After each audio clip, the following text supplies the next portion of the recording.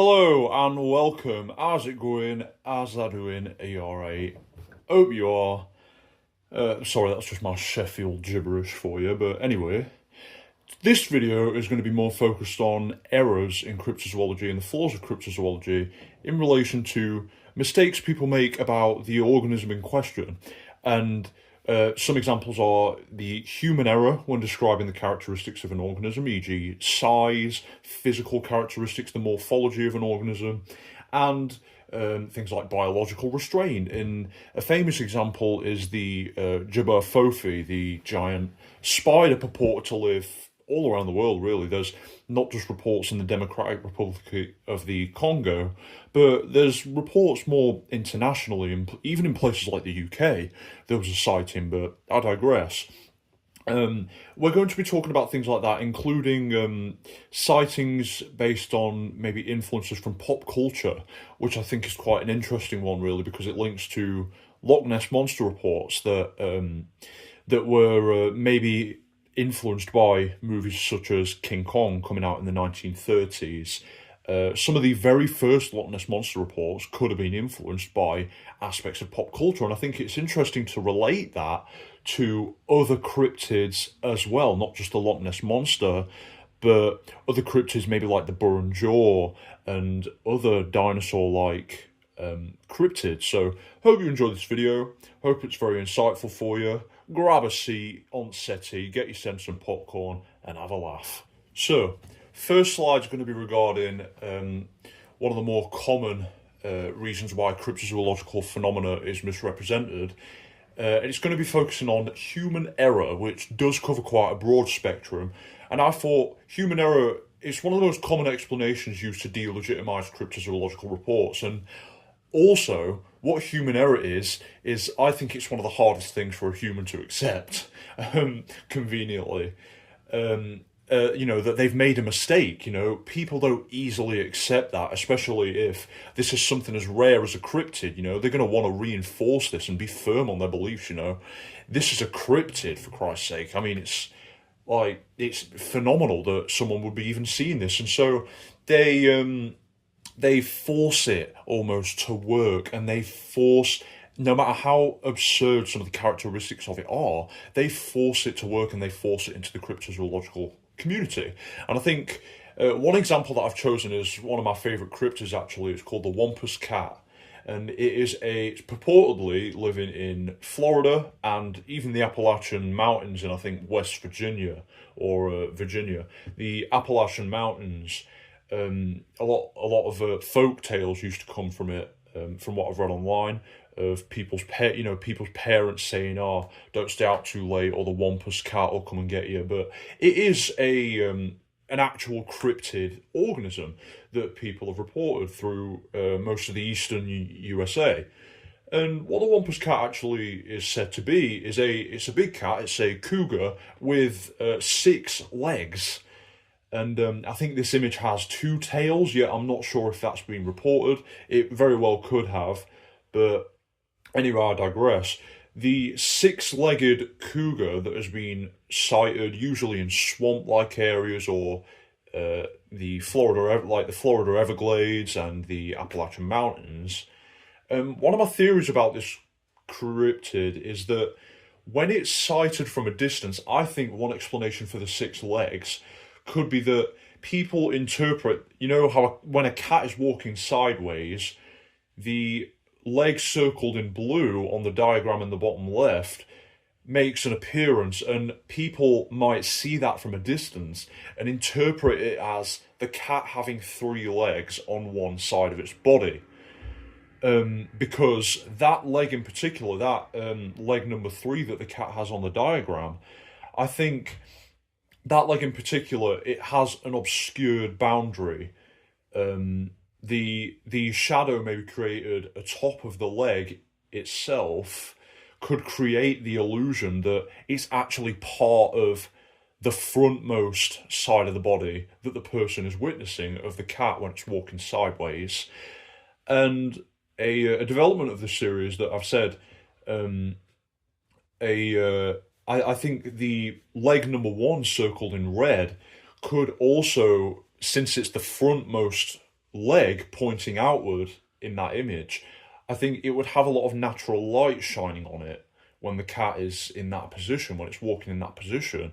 And so the person might also interpret that as three other legs on the other side of the cat. Now, it might sound far fetched, but think about this. If you're sighting it from a distance and you've got the influences of natural light and parts of the cat that are obscured by light, it may create illusions that people want to believe about this strange cryptid that they're seeing, and so they'll want to reinforce that via the sightings of the Wampus cat where it has six legs, and it's actually, overall, in my opinion, it's quite absurd that a large feline built for speed would have these six legs. If anything, I think it would be more inconvenient for them, but I digress. That's going to be for the slide about biological restraint. That's one of the examples about biological restraint that relate to the Wampus cat.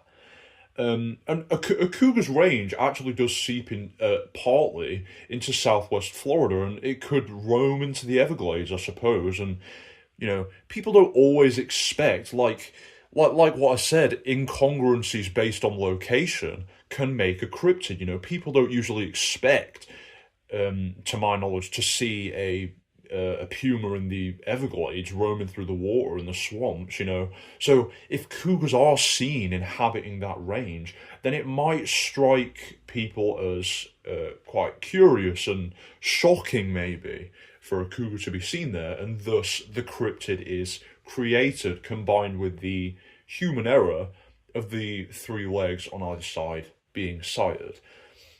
Now, another well-known aspect of human error comes from not just a human misinterpreting the physical characteristics of and the morphology of a creature, but it's the morphology in terms of size, the creature's size, that people can misinterpret, and this often occurs in things like sea monster sightings and large specimens of shark that people supposedly sight. If you've seen video footage of these sea cryptids, these seafaring cryptids online, or photos of maybe the Loch Ness Monster, problems start to arise when people use the ocean as a scale, because, the ocean, predominantly in most of these sightings, it's just a body of water. You don't usually get a visible scale in terms of how large it is. And so people, when they feel intimidated by this thing that they're seeing, could misinterpret the size. The common idea surrounding a monster or a sea cryptid is that it's this behemoth roaming the seas, and so people may estimate the size based entirely on that view rather than the reality of the creature's size. And I think people often guesstimate to determine size, or people might just generally use inefficient measuring methods that are either outdated or inaccurately determine the size of a subject. And even in this is not really to do with the size of a subject, but when people found megalodon teeth that were supposedly mere thousands of years old, let alone compared to millions of years old, which they actually were, people used a carbon dating method that is often riddled with errors in dating prehistoric findings and objects. So people sort of ran with the idea that the result from the carbon dating was the accurate result of these megalodon teeth, leading people to believe that the megalodon had the potential to still be around. With these megalodon teeth, it would dispute the actual extinction date of the megalodon, which we now know and are firm in believing that it was actually more on the line of millions of years ago rather than thousands. And so these inaccuracies can sort of muddy the waters in cryptozoology, causing people to believe a false truth. Now, one of the other misrepresentations found within cryptozoological reports are that the characteristics people might describe with a particular cryptid can pose some great biological restraints if it was a genuine organism. And the famous example I talked about earlier was the abnormally large arachnid Jabberwocky, most commonly said to inhabit the Democratic Republic of the Congo. And people often note that the lung system of spiders and tarantulas doesn't correlate well with the purported size of the Jabberwocky. The most common lung system, respiratory system in an arachnid like the tarantulas or spiders, is the buck lung system, which people often suggest that this system doesn't correlate well with the purported size and measurements of the Jabberwocky, so it would pose a great restraint, as well as its size, with spiders going through a process known as molting, and tarantulas. Its size, the exoskeleton would be extremely heavy, which would mean that the tarantula would also be greatly restricted in how fast it can move and maneuver around the jungle. People often say that the Jabberwocky and alike spider sightings are, they're reported as being quite fast and agile, yet the size of the spider and thus the size of its exoskeleton doesn't really corroborate that report well. And another thing I've put is that the mold left behind by the spider or tarantula would, it would act as evidence, and the same applies with giant snakes. The giant snake's skin, why aren't we finding any of these gigantic specimens, molts or skins left behind? None of them ever seem to be really discovered and submitted as evidence, which is quite suspect to me. I don't know, there could be another factor there. For example, maybe people just they live in the dark recesses of the jungle, and so people aren't finding them, or maybe they molt exclusively in the caves that they've been reported to live in to avoid being predated, but I'm not sure. But anyway, the Wampus cat, as we discussed previously, has 6 legs, 3 legs on either side, and I came up with the view that it would be biologically inviable, and it would be more convenient for the cat. It would be more of a restraint for the cat. As agile and built for speed as it is, to have a pair of front and hind legs plus a pair of legs in the middle, they could even maybe trip and stumble over these legs that are getting in the way, and why don't we see other big cats in history or contemporary society with 6 or more legs? It only seems to be the Wampus cat that's been reported with this feature, and we don't even really see this in mammals. Mammals are usually quadrupeds, and mammals built for speed and agility are usually quadrupeds with widely spaced front and hind legs, so that they can leap and rapidly traverse the terrain in pursuit of their prey, And some people have come up with the idea that it is a mutation. Even if it was a mutation, mutations of an additional limb that we see in other mammals, even ourselves, I mean, there's been cases of people being born with extra limbs. They're usually an addition to an already pre-existing limb that aren't entirely functional, and they seem to protrude out of the side of a predetermined and functional limb, which doesn't really corroborate the reports of the Wampus cat having 2 middle, completely functional legs.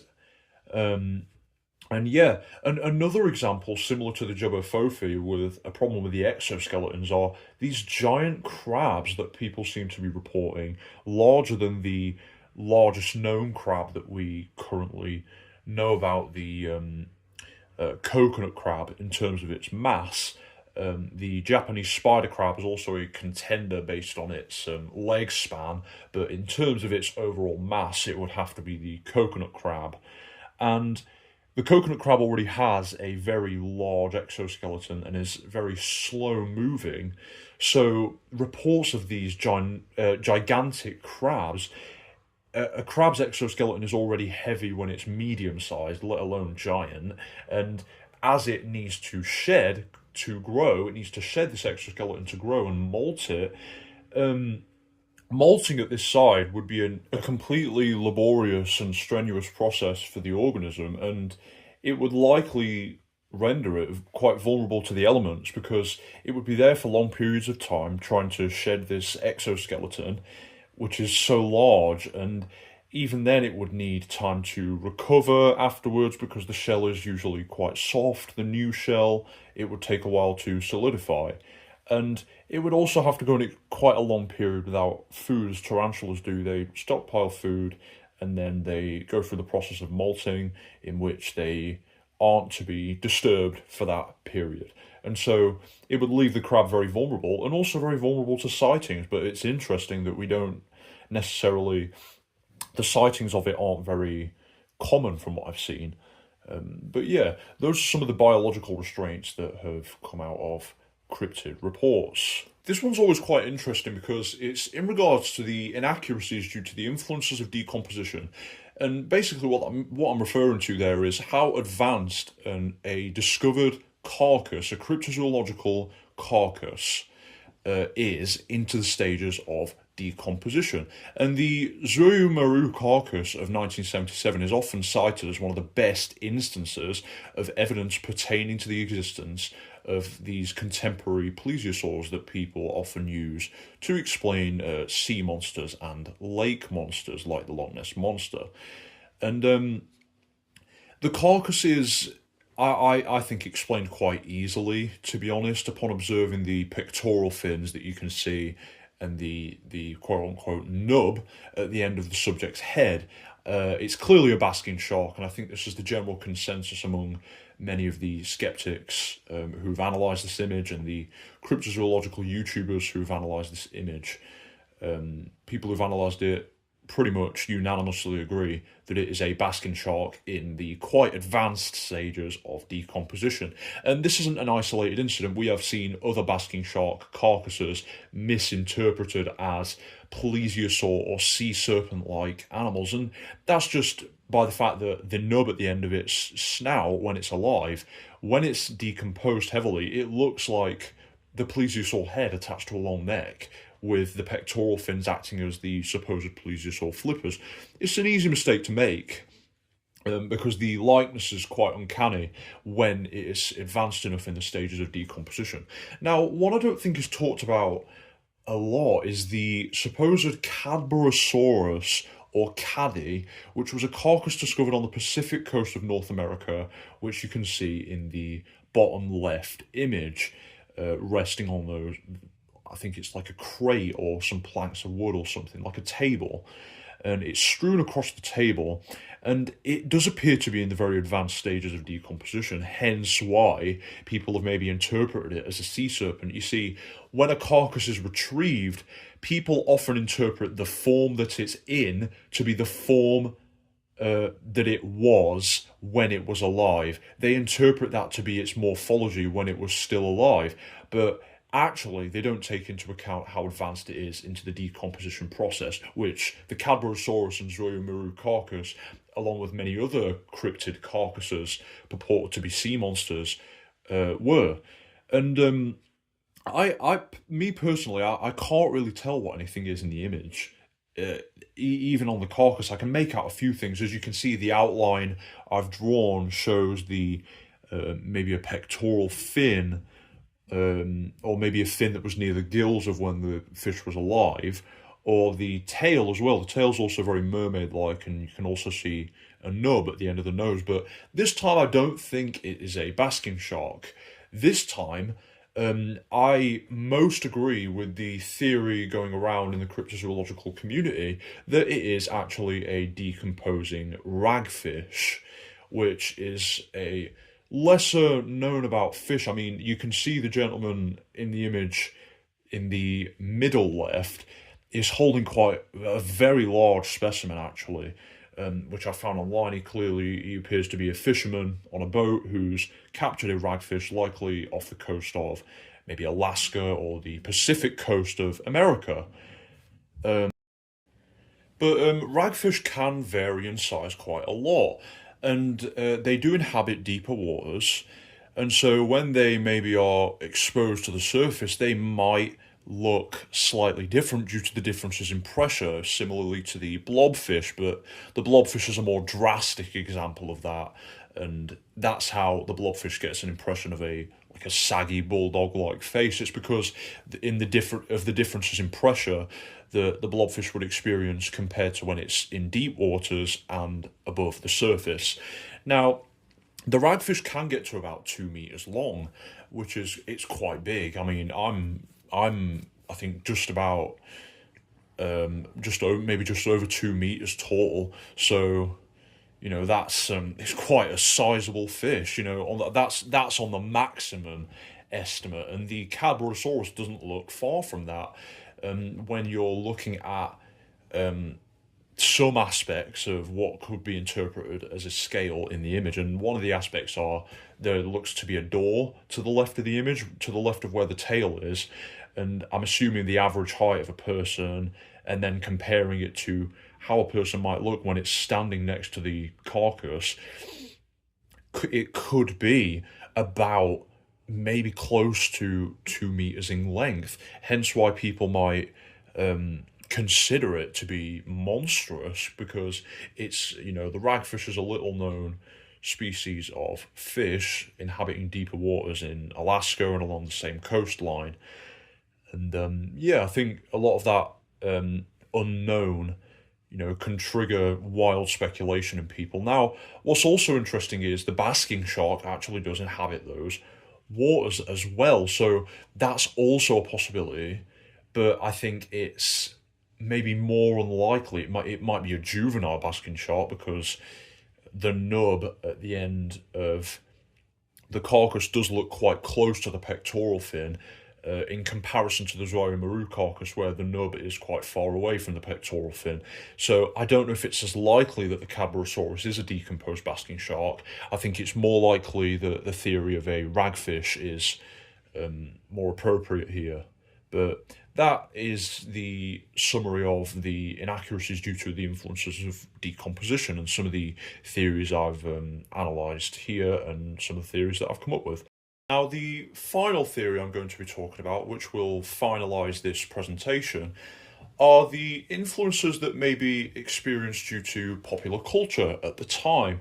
We're going to be talking about the Burundjor sighting, maybe the last Burundjor sighting, and the some of the first reports of the Loch Ness Monster. Now, it may sound like I'm being more of a nagging parent here, but movies can influence the way in which we think, and especially something as striking as the creatures depicted in King Kong. A lot of the people might it can distort someone's perspective quite a bit depending on how recently they've watched the film. And yeah, so the organisms in King Kong may be attributed to real life. People might expect to see it or be tricked into seeing it. Now, again, might sound a bit far-fetched, but one of the first Loch Ness Monster reports describing the organism in depth, I think the couple from that incident actually admitted to having watched the King Kong movie from the 1930s before the sighting, and so they may have been influenced by that mode of popular culture, that movie. Similar idea with the most recent sighting of the Burundjor, which is a theropod dinosaur purported to live in Australia. It was sighted by a family in 1985, and while they were travelling to the Roper River, they reported seeing this theropod-like beast looking like a lizard, or specifically a theropod dinosaur like the T-Rex. What we don't know about a lot of these sightings is what potentially influenced the witnesses and what potentially influenced the family in the 1985 Burundjor sighting. They could have indulged in a movie before regarding dinosaurs, or they could have been influenced by each other's happiness, which would all reaffirm the idea that they have all seen the same thing. And if the family are experiencing the same level of excitement about this trip to the Roper River that they're embarking on, you know, they could have gotten carried away with themselves and sort of corroborated this report.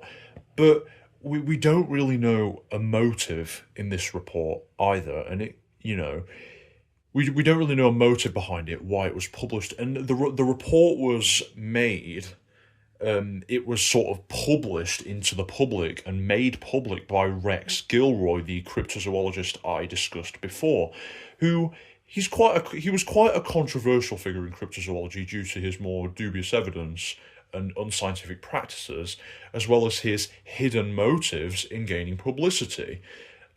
He was known for being associated with another controversial show called Ancient Aliens, as well as a cryptozoologist, he was also a prominent UFOologist.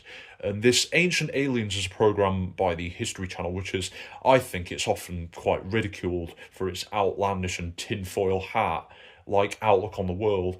And I think even shows like this can inspire this level of awe in people, because when you watch a show like this or when you watch a movie, especially one that corroborates aspects of cryptozoology like Ancient Aliens does, it can cause a desire in people to gain an affinity with the field by fabricating their own personal relation to cryptozoology via a sighting. It is one of the biggest, one of the most impactful ways that you can gain this affinity with cryptozoology as a field is by having your own sighting of something. And I think people consume this media and then they almost force a report or a sighting in relation to this media, which could be very well what the family who sighted the Burren Jaw did.